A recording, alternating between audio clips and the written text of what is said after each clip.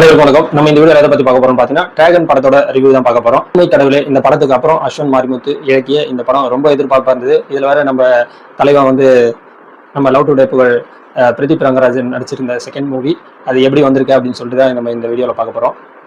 கிட்டத்தட்ட love today வந்து படம் 5 கோடி சப்ஜெக்ட்ல எடுத்தது. வேற லெவல்ல வந்து அது அவங்களுக்கு வந்து ஒரு இன்கம் கொடுத்தது. அது வந்து பிளாக் பஸ்டர் மூவியாவும் ஆச்சு. அதுல நடிச்சிருந்த நம்ம பிரதீப் ரங்கராஜன் இந்த படத்துல எப்படி நடிச்சிருக்காரு, அவருடைய வந்து நடிப்பு குரோத் வந்து வளர்த்திருக்காரா இல்ல வந்து டெவலப் ஆயிருக்காரா அப்படின்னு சொல்லிட்டு நம்ம பார்க்கணும் அப்படின்னு சொல்லிட்டு எதிர்பார்ப்போட இந்த படத்துக்கு நம்ம போயிருந்தோம். போயிட்டு உட்காந்தா கிட்டத்தட்ட ஒரு இந்த படத்துக்கு ஏன்டா வந்தோம் அப்படின்னு சொல்ற அளவுக்கு வந்து பாத்தீங்கன்னா இன்டர்வல் வரைக்கும் அதே மாதிரி தான் இந்த படம் போயிட்டு இருக்கு. இந்த இன்டர்வலுக்கு அப்புறம் தான் படமே வந்து பிக்கப் ஆகுது. நம்ம எவ்வளவு தாக்கு பிடிச்சுன்னு இன்டர்வல் வரைக்கும் உட்காந்துட்டு இருந்தோமோ அதுக்கப்புறம் வந்து பாத்தீங்கன்னா படம் பார்க்கறதுக்கு ரொம்ப ஆர்வமா இருந்தது. ஒரு 48 அரியர்ஸ் வச்ச ஒரு பையனுடைய கதை அப்படின்னு சொல்லிட்டு டைரக்டர் வந்து நிறைய இடத்த சொல்லியிருந்தாரு. என்ன இது 48 அரியர்ஸ் இந்த காலத்துல எவனையா வைக்கிறான் அப்படின்னு சொல்லிட்டு இது நம்ப முடியிற விஷயமா அப்படின்னு சொல்லிட்டு ஒரு கேள்வி இருந்தது. சரி, ஏதோ ஒரு விஷயம் சொல்லியிருக்காரு அப்படின்ட்டு நம்ம வந்து பார்த்துட்டு இருந்தோம். சரி, இது வந்து வழக்கமான கதையா இருந்திருக்காது, நீங்க எதிர்பார்த்தலாம் வரத்தரா அப்படின்னு சொல்லிட்டு நிறைய பேட்டியில வந்து இந்த டைரக்டர் வந்து சொல்லியிருப்பாரு. சரி, ஓகே, என்ன இப்படி சொல்றாரு அப்படின்னு சொல்லிட்டு படம் தான் எப்படிதான் இருக்கு அப்படின்னு சொல்லிட்டு தான் நம்ம பார்க்கலாம் சொல்லிட்டு போயிட்டோம். டிராகன் என்ன மாதிரியான கதை அப்படின்னு பாத்தீங்கன்னா, ஒரு ஸ்கூல்ல டாப்பரா வர ஒரு பையன், அந்த டாப்பரா வந்ததுனால பொண்ணுங்களுக்காக ரொம்ப நம்ம விரும்புவாங்க. டாப்பரா இருந்தா நம்ம ஸ்கூல்ல இது மாதிரி நடந்திருக்கு. நம்பிக்கிற காலத்துலயும் ஒரு 2-3 பேர் இது மாதிரி தான் இருந்தானுங்க. சரவண, கோகுலு, இது மாதிரி ஒரு சில பசங்க இருப்பானுங்க. அவங்களுக்கு இப்படிதான் நம்ம நல்லா படிச்சா பொண்ணுங்க கிட்ட நம்ம ஒரு கெத்த காட்டலாம் அப்படின்னு சொல்லிட்டு நினைப்பாங்க. அதே மாதிரி ஒரு ஃபீல் தான் நம்மளுக்கு இந்த படத்துலயும் ஆகுது. நம்ம என்னென்னலாம் நம்மளுக்கு நடந்ததோ அதெல்லாம் இந்த படத்துல நடக்கிற மாதிரி ஒரு ஃபீல் ஆயிருந்தது. வந்து பாத்தீங்கன்னா இந்த ஹீரோக்கு வந்து ஒரு லவ் ஃபெயிலியர் ஆகுது. லவ் ஃபெயிலியர் ஆனவங்க ஒரு காலேஜ் போறாரு. காலேஜ் போனா நம்ம வந்து ஒரு டிராகனா மாறுவோம் அப்படின்னு சொல்லிட்டு அவர் வந்து ஒரு டிராகனா அந்த பரிமாணம் ஆகுறாரு. அவர் பாத்தீங்கன்னா கிட்டத்தட்ட ஒரு 48 அரியர்ஸ் வைக்கிறாரு. அரியர்ஸ் வச்சு அவன் வந்து ரகடாவே அந்த காலேஜ்ல இருந்து வெளியேற்றப்படுகிறாரு. அந்த காலேஜை விட்டு வெளியே போனதுக்கு அப்புறம் அவனுடைய வாழ்க்கை என்ன ஆகுது அப்படின்னு சொல்லிட்டு தான் இந்த படத்தோட கதையே.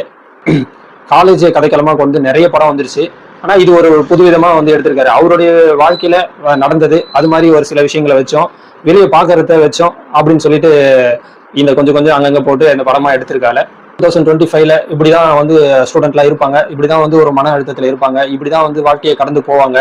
இந்த படத்துக்கும் வந்து குறிப்பா சொல்லணும் அப்படின்னு பாத்தீங்கன்னா கேரக்டர் செலெக்ஷன் தான். ஒரு மெயினான ஒரு 5-6 கேரக்டர் தான் அவங்கள வச்சு சூப்பரா இந்த படத்தை வந்து பிளே பண்ணியிருக்காரு டைரக்டர். ஒட்டுமொத்தமா இந்த படத்தை வந்து தன் தோல்ல தாங்கிட்டு போறது பாத்தீங்கன்னா பிரதீப் ரங்கராஜன் தான்.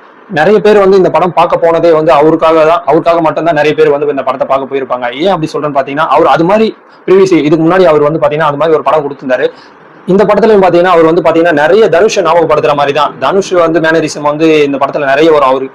அவருடைய உருவ ஒற்றுமையே பாத்தீங்கன்னா தனுஷுக்கும் அவருக்கும் ஒரே மாதிரி இருக்கு. நிறைய பேர் என்ன சொல்றாங்க, அவர் வந்து தனுஷ் தான் ஃபாலோ பண்றாரு, தனுஷ் மாதிரி பண்றாரு அப்படின்னு. அவருக்கான பாணியை தான் அவர் பண்றாரு. ஆனா அது வந்து பாக்குறவங்களுக்கு வந்து அவரு மாதிரியே இருக்கு. ஃபுல்லாவே வந்து உட்கார முடியல, என்ன இந்த டைரக்டர் இப்படி பண்ணிட்டாரு, பிரதீப் நம்பி வந்தோம் இப்படி ஆயிடுச்சு அப்படின்னு சொல்லிட்டு ஃபர்ஸ்ட் ஹாஃப் ஃபுல்லா ஒரு எரிச்சலை கலப்புற மாதிரி தான் இருந்தது. அந்த எரிச்சல்லாம் தணிக்கிற மாதிரி செகண்ட் ஹாஃப் வேற லெவல்ல பண்ணி விட்டாங்க. ஒரு காலேஜ்ல இருந்து துரத்தப்பட்ட ஒரு பையன் திரும்ப வந்து அந்த காலேஜுக்கு வராரு.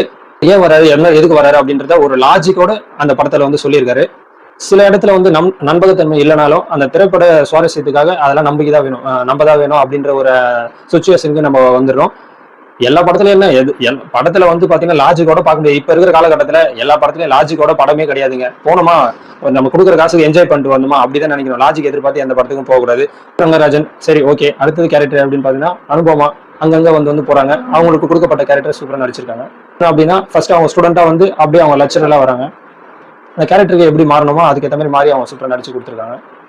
மிக்ஸ்கின் இந்த படத்துல நடிச்சிருக்காரு. இந்த தலைவனுடைய இந்த வனவன் படத்தோட ஆடியோ லான்ச்ல வந்து பாத்தீங்கன்னா நிறைய பேசிட்டு இருந்தாப்ல. பேசி கான்ட்ரவர்ஸ் ஆகி அவர் தான் வந்து ஃபுல்லா வைரல் ஆயிட்டு இருந்தாரு. அதுக்கப்புறம் கொஞ்சம் அடங்கி இது வந்து எனக்கு வந்து ஒரு கொம்பை உடைச்சிட்டாங்க, நான் அப்படி இல்லை இப்படி இல்லை அப்படின்னு சொல்லிட்டு அடக்க ஒடுக்கமா பேச ஆரம்பிச்சாரு. ஆனா இந்த படத்துல வந்து பாத்தீங்கன்னா வேற லெவல்ல பின்னி பெடல் எடுத்திருக்காரு. வேற சூப்பரா நடிச்சிருக்காரு. இது மாதிரி அவர் நடிப்புலயே திறமையை வெளிப்படுத்தலாம். ஏதோ தேவையில்லாத கான்ட்ரவர்சி எல்லாம் மாட்டாம சூப்பரா இது மாதிரி படங்கள் நடிச்சாலே அவரு இன்னும் மேலும் வளரலாம். சரிப்பா, இந்த படத்துல மைனஸ் இல்லையா அப்படின்னு சொல்லி கேட்பீங்க. இந்த படத்துல மைனஸ் இருக்குதான். 20 மினிட்ஸ் இந்த படம் எதை நோக்கி போகுது, என்ன விஷயம் அப்படின்னு சொல்லிட்டு தெரியாம இருந்த ஒரு 20 மினிட்ஸ் ½ ஹவருக்கு அப்புறம் அதுக்கப்புறம் தான் கதையை வந்து ரிவீல் ஆக தொடங்குது. அதே மாதிரி பாத்தீங்கன்னா இதுல பாத்தீங்கன்னா 2K கிட்ஸ் இப்படி பண்ணுவாங்க அப்படி பண்ணுவாங்கன்ட்டு சும்மா தேவையில்லாத ஆணி எல்லாம் பிடிங்கி வச்சிருந்தாங்க. இதுல சர்வசாதாரணமா தண்ணி அடிக்கிறது, தம் அடிக்கிறது, அதுக்கு ஒரு காரணம் சொல்லியிருக்காங்க. ஆனா இருந்தாலும் வந்து ஓவரா போயிட்டாங்களோ அப்படின்னு சொல்லிட்டு கொஞ்சம் தோணுச்சு. இதெல்லாம் தாண்டி படம் பார்க்கலாம். ஒரு 48 அரியர் வச்ச ஒரு பையன், அதுக்கப்புறம் அவருடைய வாழ்க்கையில என்ன நடக்குது அப்படின்னு சொல்றதுதான் இந்த கதை. பாருங்க, ஒன் டைம் வாட்சபிள் பார்க்கலாம். பிரதீப் ரங்கராஜன் என்னமோ எதிர்பார்த்தோம். ஆனா வந்து லவ் டுடே விட இது ஒரு படி கம்மியா தான் இருக்கு. நெக்ஸ்ட் மூவி அவர் வந்து பாத்தீங்கன்னா லவ் இன்சூரன்ஸ்